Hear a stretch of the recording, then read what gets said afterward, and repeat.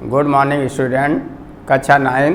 आज हम आपको जो है नागरिक शास्त्र का पहला चैप्टर पढ़ाने जा रहे हैं, जिसका नाम है समकालीन विश्व में लोकतंत्र।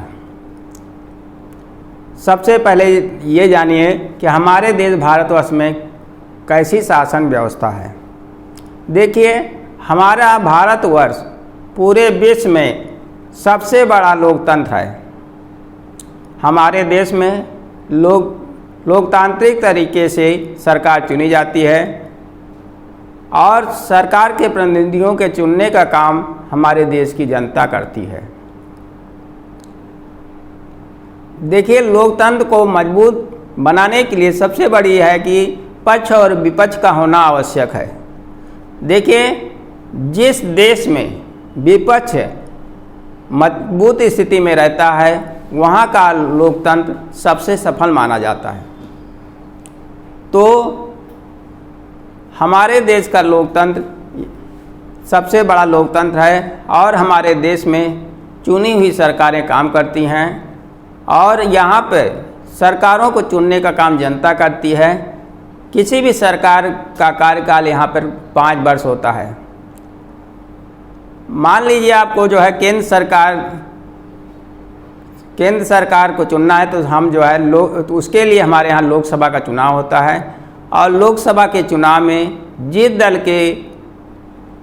के नेता को, जिस दल को जो है सबसे ज़्यादा सीटें प्राप्त होती है, उस बहुमत दल के नेता को हमारे देश का जो राष्ट्रपति होता है, प्रधानमंत्री नियुक्त करता है और प्रधानमंत्री की सलाह से अन्य मंत्रियों की नियुक्ति की जाती है।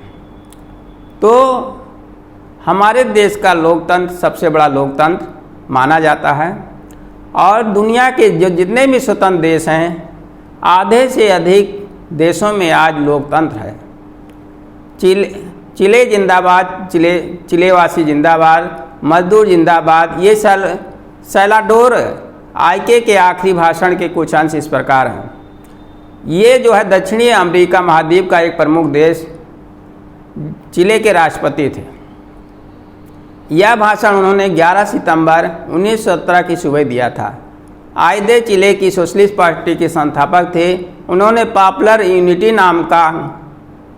नाम के गठबंधन का नेतृत्व किया।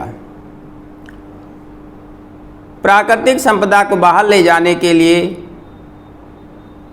प्राकृतिक संपदा को बाहर ले जाने के वो खिलाफ थे और उनके यहाँ प्राकृतिक संपदा के बहुत बड़े भंडार थे, जैसे तांबा, ये सारी चीज़ें उनके यहाँ मौजूद थे और वो जो है उसको बाहर भेजने के खिलाफ थे। इस बगावत की अगुवाई जनरल आस्तो पिनोशो कर रहे थे। पिनोशो की सरकार ने आइदे के समर्थकों और लोकतंत्र की मांग करने वालों का दमन किया और उनकी हत्या कर दी गई। 3000 से ज़्यादा लोग इस लोकतंत्र को सफल बनाने के लिए अपने जो है प्राणों की आहुति दे दिए। उसके बाद है लोकतंत्र की वापसी कैसे हुई। पिनोशे का सैनिक शासन 1988 में समाप्त हुआ, जब उन्होंने जनमत संग्रह कराने का फैसला किया और इस जनमत संग्रह माने होता है कि सरकार जो है जनता की राय लेती है, जिसको कहा जाता है जनमत। जन का मतलब होता है मनुष्य, मत का मतलब होता है उनकी राय यानी विचार। तो लोगों ने भारी बहुमत से पिनोशे की सैनिक सरकार को ठुकरा दिया। इसके बाद से आज तक वहाँ पर लोकतंत्र है और लोकतंत्र को जो है प्रजातंत्र भी कहा जाता है। प्रजातंत्र मतलब होता है प्रजा का शासन, जहाँ पर जो है प्रजा अपने चुने हुए प्रतिनिधियों के द्वारा देश का शासन चलवाती है, उसे जो है प्रजातंत्र कहते हैं। और अगर कोई सरकार इसके खिलाफ कार्य करता है तो उसको जो है 5 वर्ष के बाद जो है जनता नहीं चुनती है। और जनरल वेस्ले की पुत्री मिशेल बैचले आज चिले की राष्ट्रपति हैं और जनवरी 2006 से सत्ता संभाल रही हैं। साम्राज्यवादी रुझान वाले निचले पेशे से डॉक्टर हैं और लातिन अमेरिका में रक्षा मंत्री के पद पर रहने वाली पहली महिला भी हैं। आप देखिए पोलैंड में लोकतंत्र 1980 में पोलैंड पर जर्जेलेस्की के नेतृत्व में पोलिश यूनाइटेड वर्कर्स पार्टी का गठन किया गया और उस पार्टी ने वहाँ पर शासन किया सन 1980 में।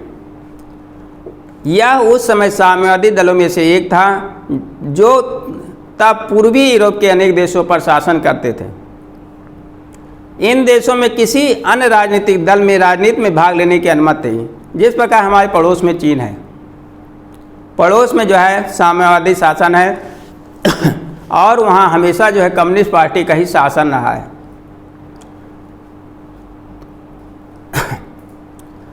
और नेताओं या पार्टी या सरकार के खिलाफ आवाज़ उठाने वालों को जेल में डाल दिया जाता है। देखिए, चीन में कोई जो है विद्रोह नहीं कर सकता। अगर आप सरकार के खिलाफ कुछ भी बोलने का जो है बोलने की हिम्मत करेंगे तो सरकार आपको जो है जेल में डलवा देगी। और इसी ताकत के बल पर उसने आज तिब्बत पर भी अधिकार कर लिया और कहता है कि जो तिब्बत हमारे देश का हिस्सा है, हम इस पर शासन करेंगे। और वहाँ पर तिब्बतियों पर जो है अत्याचार कर रहे हैं, जिसके कारण वहाँ के जो धार्मिक नेता हैं दलाई लामा भाग करके हमारे देश में शरण लिए हुए हैं। इस समय हिमाचल प्रदेश के धर्मशाला में रहते हैं। वहाँ पर अगर कोई भी सरकार के खिलाफ आवाज़ उठाएगा तो उसको जो है निश्चित रूप से जेल जाना पड़ेगा। और वो अपनी आक्रामक नीतियों के द्वारा तमाम पड़ोसी देशों को जो है परेशान कर रहा है। इस समय चीन का जो है लगभग 17 देशों के साथ सीमा विवाद है, जिनमें हमारा भारतवर्ष भी शामिल है।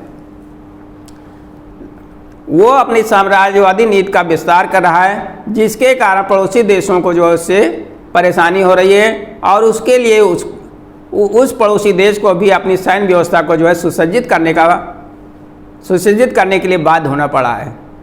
आज हमारे देश यानी भारतवर्ष और चीन के बीच सीमा पर जो है युद्ध जैसी स्थिति उत्पन्न हुई है, जिसका मुख्य कारण चीन की आक्रामक नीति है। वो हमारे देश के कुछ भागों पर कब्जा जमाने के लिए आगे बढ़ा, जब हमारे देश के सैनिकों ने उसका मुंहतोड़ जवाब दिया और तब से लेकर आज तक सीमा पर जो है अशांति फैली हुई है। और दोनों देशों के सैनिक अपने अपने क्षेत्रों में जो है सैनिक गतिविधियों को बढ़ा रहे हैं। इस तरह कम्युनिस्ट पार्टी का शासन जो है व्यक्ति विशेष होता है, वहाँ पीढ़ी दर पीढ़ी वहाँ लोग शासन करते हैं। वहाँ पर कोई विपक्ष होते ही नहीं है, मतलब विपक्ष का वहाँ कोई महत्व नहीं है। जो भी कुछ करना है सरकार को करना है, अगर उसके खिलाफ आप आवाज़ उठाएंगे तो आपकी आवाज़ को दबा दिया जाएगा और आपको जो है जेल में डाल दिया जाएगा। Thank you for join to us.